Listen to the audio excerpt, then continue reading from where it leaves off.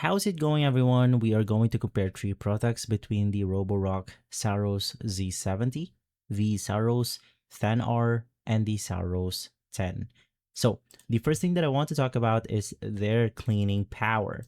Now, for the Saros Z70, it is on another level. Basically, it has a robotic arm that can pick up small objects like socks or trash while cleaning.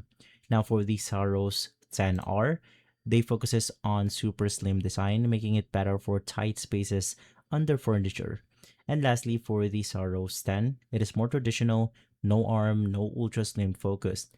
Basically, the biggest innovation on this one is going to be the Saros Z70. And of course, let's also talk about the cleaning power. Now, all three are flagship level with around 22,000 PA suction. So cleaning performance is very similar in all of these products right here. So if you're only onto their cleaning power, they are going to be almost the same.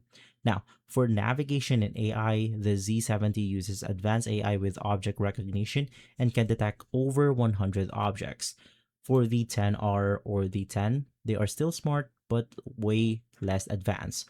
So the winner, of course, Z70. For the cleaning system, all models have the self-cleaning docks, they have liftable mops, anti-tangle brushes. But the Z70 and 10R include newer features like flexible arms and lift system. So there's a slight edge between the Z70 and 10R. Now, for the price and value, of course, this is where most people are interested. For the Saros 10, they are the cheapest flagship. For the Saros 10R, they are mid-range with better design. And for the Saros Z70, it is for the most advanced or the future level features.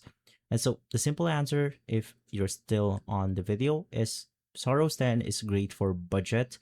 The Saros 10R is slim and smart, and the Saros Z70 have the next level technology.